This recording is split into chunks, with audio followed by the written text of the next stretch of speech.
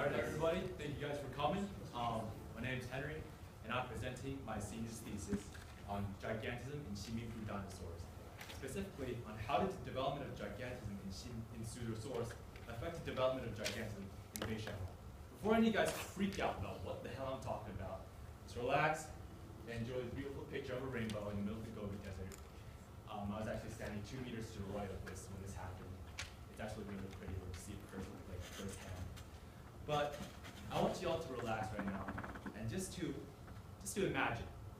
You're here in the Gobi Desert on an expedition to find dinosaurs. And while you're looking around the grounds, you suddenly come across something such as this. By the size of this, you assume this belongs to a dinosaur. And later on, you find something like this. You assume this belongs to a dinosaur as well. And later on, you find something like this. You're not sure what this is. It's kind of small, but you say it's a dinosaur as well. So you're carrying all 3 of these things to your base camp. And while you're carrying it to your base camp, you accidentally drop one and all 3 by accident, and they all shatter. All right, pass this around. And when you drop them and you shatter, you see that there are calcite crystalline structures inside the bone. And in those bones, you see red cell-like structures inside, these little polka dots of red. You put it under a microscope, check it out, and turns out it was a perfectly preserved red blood cell with perfectly preserved DNA strands, 100% complete. You're able to do some creepy Jurassic Park stuff, clone these animals from these DNA strands preserved in these crystalline structures, and boom, you got your dinosaurs. However, after a late night's work in the lab, you take a good night's rest, sleep, wake up on an early Sunday with a cup of coffee, go to your front porch to check out the newspaper, and you hear your neighbors scream. You open your front door, look out your garden, and you see something like this. Allow me to introduce you to Beishanlong grandis and Suzhousaurus megatheroides, the 2 dinosaurs looming over your horrified neighbor. How do you guys, it's mind-boggling to think about how big these dinosaurs are. They're 120 million years old, twice as old as Tyrannosaurus rex, and yet they're almost as big as T-Rex. So how did these dinosaurs get so big? Back in 1867, an American paleontologist by the name of Edward Drinker Cope, he proposed a law that was later called Cope's Law. Cope's Law said that as animals tend to evolve in time, they grow to greater body sizes. And particularly in this law, there's a certain phenomenon that appears in certain animals that over a really short amount of time, they acquire huge body sizes. Scientists have termed this phenomenon as gigantism. So I will particularly be studying the appearance of gigantism in Suzhousaurus in Beishanlong of the Xinminpu fauna of northwestern China. So before we study or investigate these 2 dinosaurs further, we must first know about how these dinosaurs lived, where they lived, and the conditions in which they lived in. So we will be studying more about the Xinminpu fauna, the environment in which these 2 dinosaurs had come to be. So in the background, you can see the Xinminpu fauna. Right here's a beautifully drawn Beishanlong grandis. But the Xinminpu fauna is what we're really concerned. In the back there, you can see mountain ranges. We presume that that's to the east because of the Yanshan tectonic movement, which I'll get to later. In the Xinminpu fauna, you can find various ecological niches, such as delta river systems, floodplains, swamps, and forests. Various organisms occupy each individual niche, so it's a very abundant environment, a lot of organisms inside. So this environment, the Xinminpu environment, had a very volcanic and geological start. It all happened in the late Jurassic period, almost 40 million years earlier. In the late Jurassic period, the entire Eastern Asian plate suddenly had a huge rise. This rise was caused by this tectonic movement called the Yanshan tectonic movement. As you can see over here, this used to be sea, and this right here was forests. And the Xinminpu fauna would be somewhere around here. Over here, this area called the Qilianshan area also had been affected by the Yanshan tectonic movement. However, most of it occurred on the Eastern Asian plate, right over here. Areas that used to be flat and were plains suddenly now had mountains and volcanoes. dinosaurs had to adapt to this or die. Many dinosaurs suffocated from carbon monoxide while they were sleeping, or died during various volcanic activities. However, the temperature also suddenly dropped dramatically. Scientists tested the apatite phosphate levels in various fossils discovered in northeastern China, Japan, and Thailand. And based on the levels of isotopes of apatite phosphate, they discovered that these organisms or vertebrates, like dinosaurs and reptiles and mammals, they lived in a very cold climate considered for that paleolatitude line back then. So they lived approximately 14 degrees Celsius to 6 degrees Celsius, which is pretty cold if you ask me, but my roommate thinks otherwise. So yeah, back then they had experienced relatively cold temperatures. However, one thing to note about cold temperatures is that there's not a lot of oxygen as there would be in warm temperatures. In warm climates, there tend to be a lot more oxygen in the air, and oxygen plays a very crucial role in the development of gigantism in certain organisms. This pattern can be observed throughout eons and eras. Back in the Carboniferous, where there would be 2-meter-long giant millipedes because there's such an abundant source of oxygen there. So oxygen actually plays a really big role. And the Xinminpu fauna is actually a warm climate area, which is interesting. You see that the Eastern Asia part is cold, and then suddenly over 40 million years, the Xinminpu area is warm. Organisms could adapt to this, and they get exposed to more oxygen, and hence they have a potential to grow into large body sizes. So I'm not particularly looking at Paraguay and Argentina and all these South American countries, but I use this more for a geographical purpose. I see this as kind of parallel to the Eastern Asian rise due to the Yantian tectonic movement. Although it's not as drastic as it would be around here, there wouldn't be as high as much of a mountain range over here, but this would be a rather more accurate representation of how the mountains were like back then in the eastern coast of Asia. And the Xinminpu fauna would be represented somewhere around here, like around Santa Cruz or around Trinidad, where there would be river systems flowing off of the high-rise mountains and depositing all these layers of nutrients at the base of these highlands to form deltas and all these swamps and all these floodplains.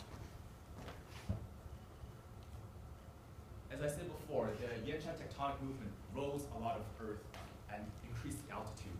Therefore, naturally, really small sediment of basic elements and nutrients flowed down from higher areas to lower areas and got deposited in lowlands, such as basins. So that's basically how Xinminpu was formed. A lot of the essential elements that was formed layer after layer after layer of depositing by these washing of precipitation from highlands to lowlands eventually formed the basic template for the Xinminpu fauna. Over the March experience, I would travel to northwestern China and arrived in Gansu province, where Beishanlong and Suzhousaurus was once thriving. Just 45 minutes out of the city, the professor for a geological museum brought me to see this particular site. Right here, you could actually see evidence for the Yantian tectonic movement and how water flow distributed all these elements down to lower altitude areas from higher places. So over here, you can see all these stratigraphic layers of big layers sandstone. They're very compact and very hard and very thick. That meant that back then, something like a flood deposited all these sediments in a very rapid rate. It's more like, you could imagine it more like a mudslide, or where all these sediments came from a higher area to a lower area and got deposited there. So layer after layer of these formed. So you can see that the Yantian tectonic movement kept moving all these basic nutrients to lower places.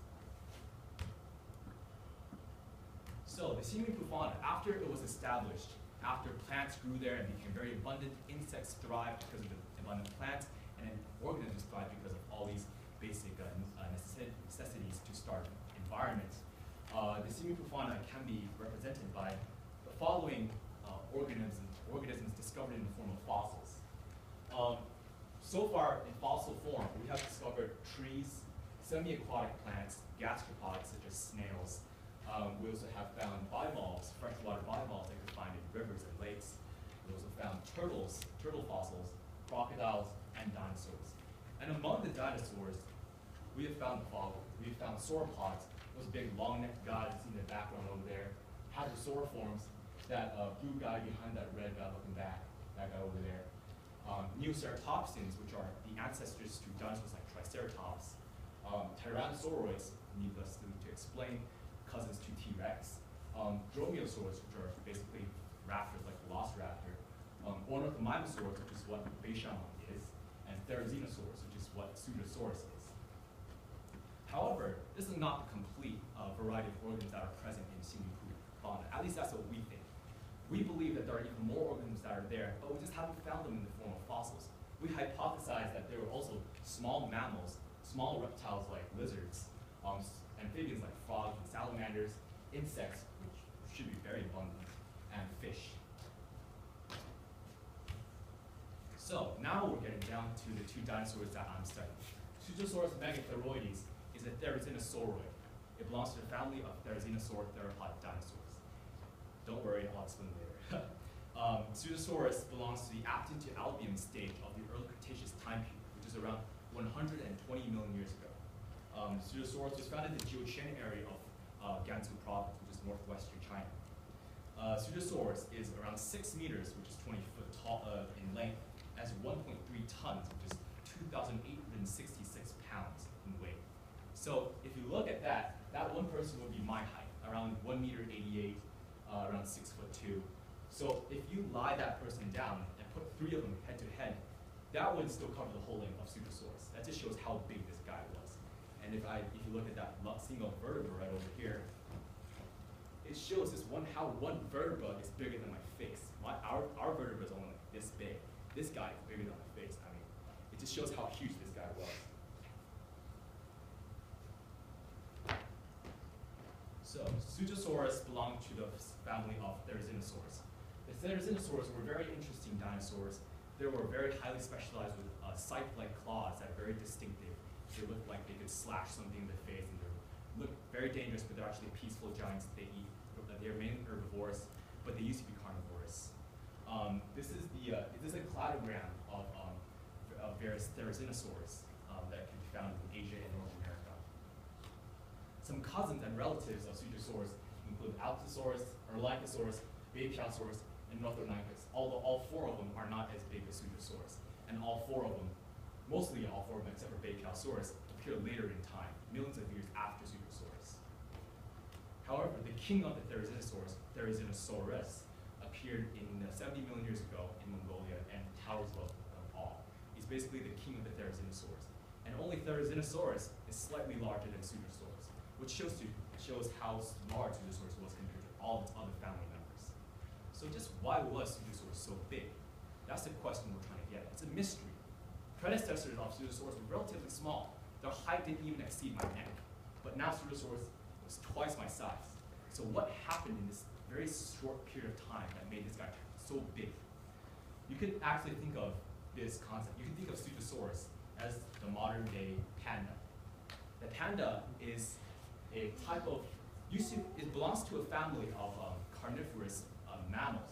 However, it spends almost all of its days like eating bamboo, and afterwards sleeping, finding more bamboo to eat, and then sleeping afterwards. Bamboo is a type of low nutrition vegetation, and in order to get enough nutrients to survive, they must eat a vast amount of bamboo. So that is basically Suzhousaurus. Suzhousaurus is a panda of the early Cretaceous. It ate a lot of low nutrition vegetation in order to survive, and traveled around a lot in order to find more food.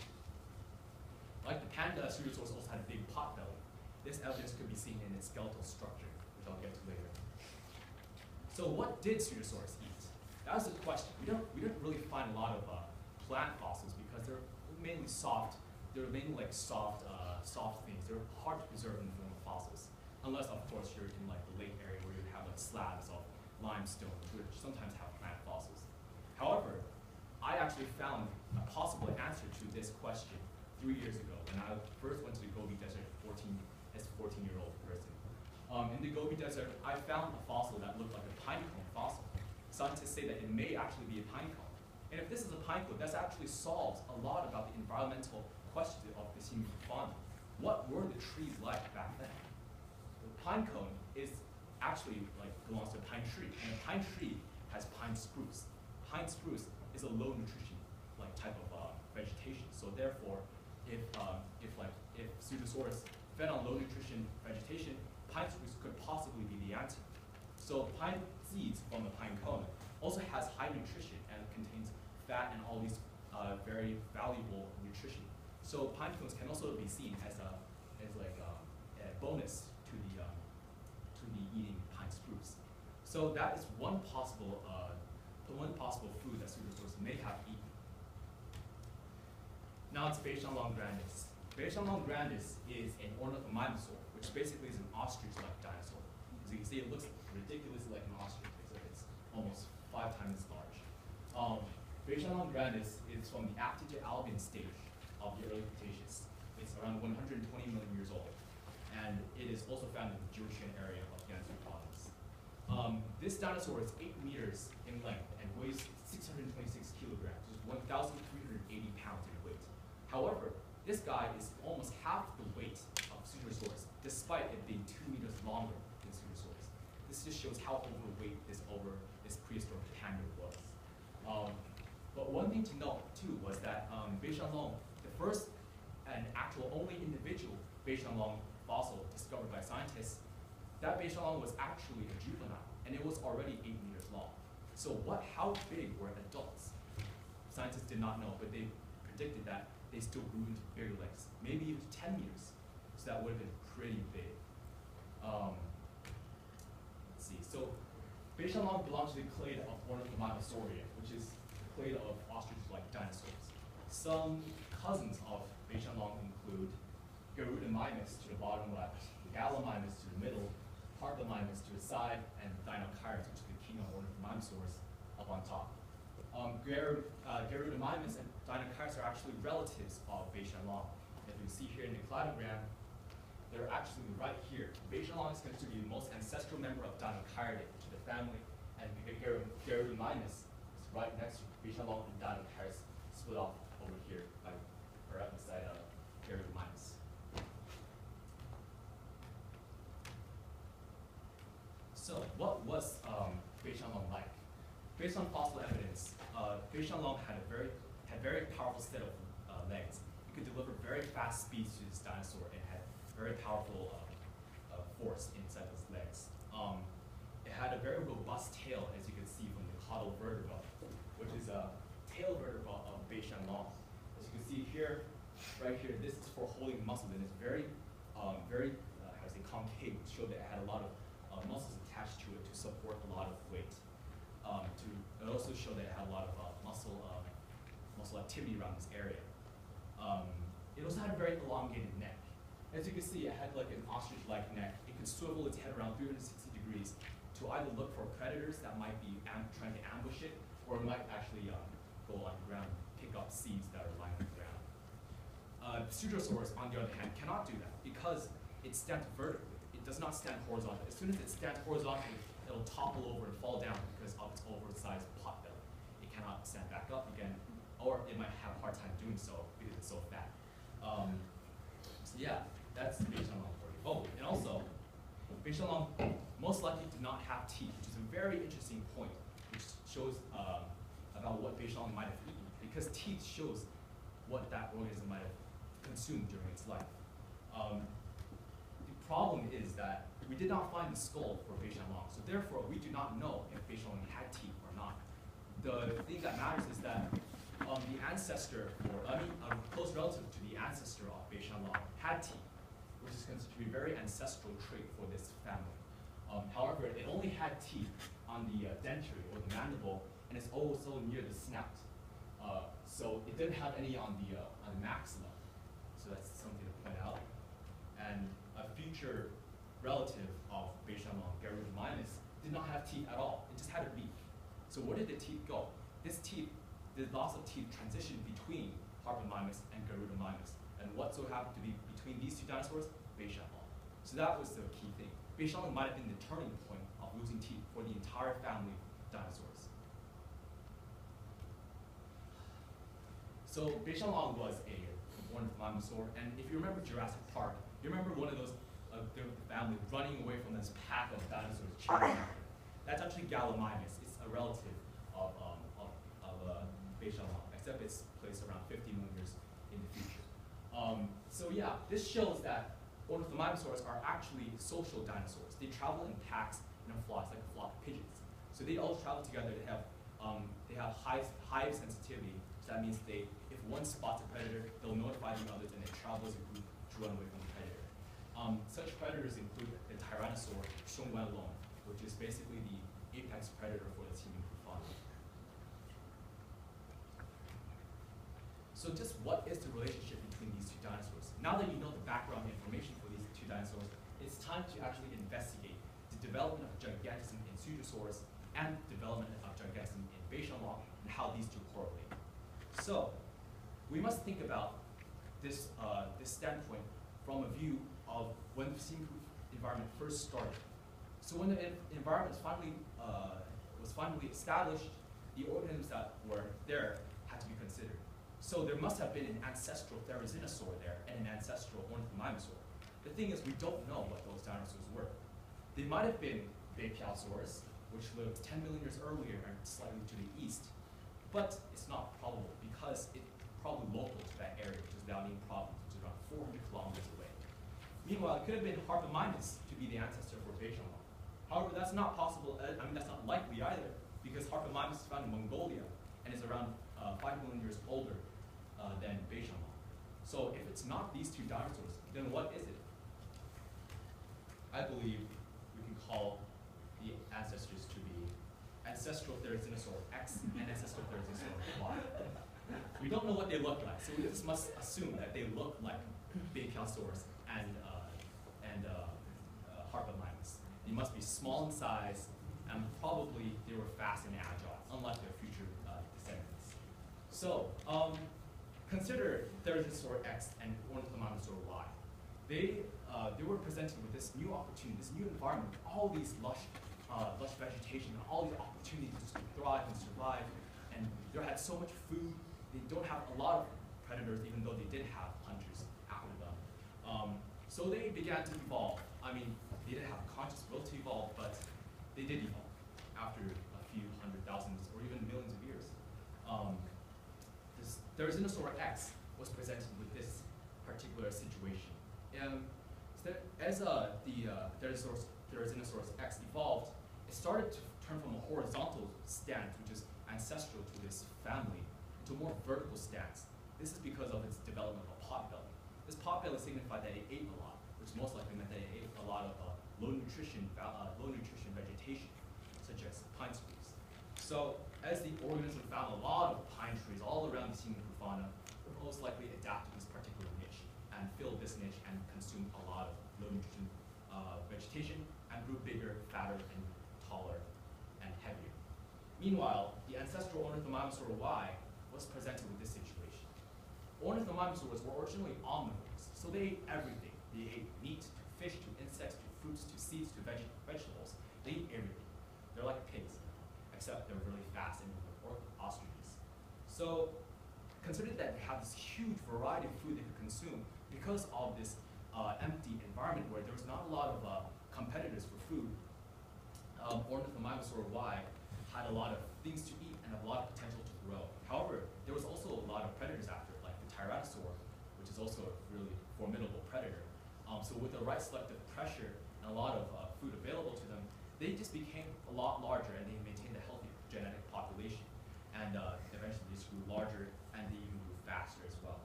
So that eventually grew, this will be a representation of like pre-Suzhousaurus Therizinosaur that was feeding on foods that they used to claw down. And this would be an ornithomimosaur feeding on fish. However, does this answer the question that there was a correlation between the development of gigantism between these two dinosaurs? If you consider it, these two dinosaurs did not really compete for food. They ate variously different things. Suzhousaurus mainly fed on low nutrition vegetation, and Beishanlong most likely fed on everything. They didn't really care. They had a lot of options to eat. It wasn't really picky. They traveled in, they lived in different areas, different landscapes. Suzhousaurus occupied most likely forests, and Beishanlong occupied most likely open landscapes